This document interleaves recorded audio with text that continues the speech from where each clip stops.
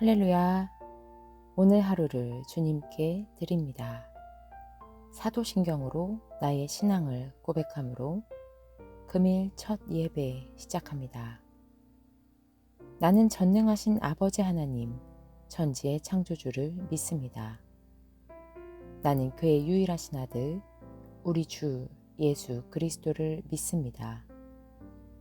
그는 성령으로 잉태되어 동정녀 마리아에게서 나시고 본디오 빌라도에게 고난을 받아 십자가에 못 박혀 죽으시고 장사된 지 사흘 만에 죽은 자 가운데서 다시 살아나셨으며 하늘에 오르시어 전능하신 아버지 하나님 우편에 앉아 계시다가 거기로부터 살아있는 자와 죽은 자를 심판하러 오십니다. 나는 성령을 믿으며 거룩한 공교회와 성도의 교제와 죄를 용서받는 것과 몸의 부활과 영생을 믿습니다. 아멘. 주께서 가르쳐 주신 기도 드릴 때에 마음을 다하여 기도하시기 바랍니다. 하늘에 계신 우리 아버지, 아버지의 이름을 거룩하게 하시며 아버지의 나라가 오게 하시며 아버지의 뜻이 하늘에서와 같이 땅에서도 이루어지게 하소서. 오늘 우리에게 일용할 양식을 주시고 우리가 우리에게 잘못한 사람들을 용서하여 준 것 같이 우리 죄를 용서하여 주시고 우리를 시험에 빠지지 않게 하시고 악에서 구하소서. 나라와 권능과 영광이 영원히 아버지의 것입니다. 아멘. 오늘 말씀은 마가복음 6장 17절에서 20절 말씀입니다. 헤롯은 요한을 잡아오게 하여서 옥에 가둔 일이 있었다. 헤롯이 자기와 형제간인 빌립의 아내 헤로디아 때문에 그렇게 했던 것이다. 헤롯이 그 여자를 아내로 맞았으므로 요한이 헤롯에게 형제의 아내를 차지하는 것은 옳지 않다고 말해왔기 때문이다. 그래서 헤로디아는 요한에게 원한을 품고 요한을 죽이고자 하였으나 뜻을 이루지 못하였다.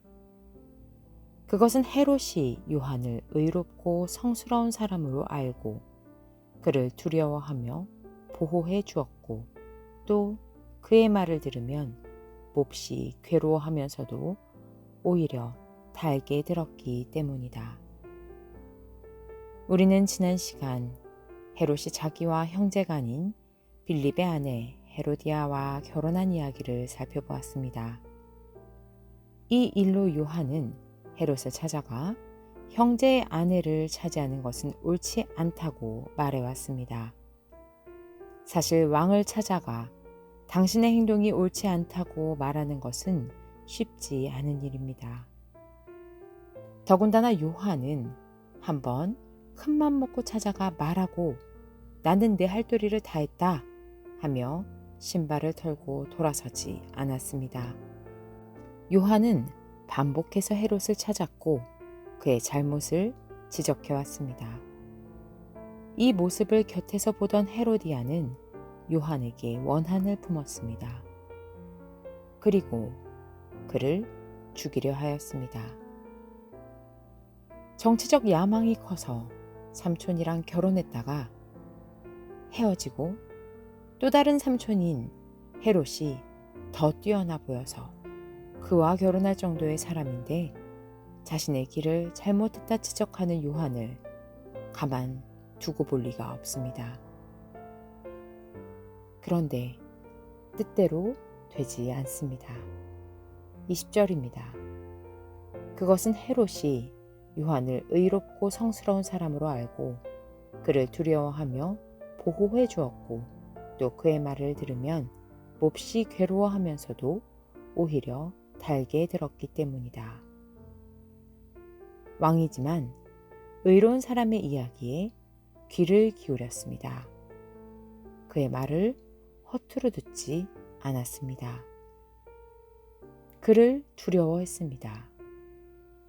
그래서 헤로디아가 저를 죽이려 하는 것을 보고 보호해 주기까지 했습니다. 또한 그의 말을 들으면서 몹시 괴로워했습니다. 괴로워했다는 것은 헤롯 왕이 요한의 말을 귀담아 들었다는 것이며, 그로 인해 입에 쓴 약이지만 몸에 좋은 약임을 깨닫고 달게 들은 것입니다. 헤롯은 말씀을 들을 줄 아는 귀가 있었습니다. 그리고 그 말씀으로 번민할 줄 아는 사람이었습니다. 그러나 거기까지였습니다. 그는 요한을 옥에 가둡니다. 그리고 결국 요한을 죽입니다. 여러분, 우리도 날마다 듣습니다. 계속 듣습니다.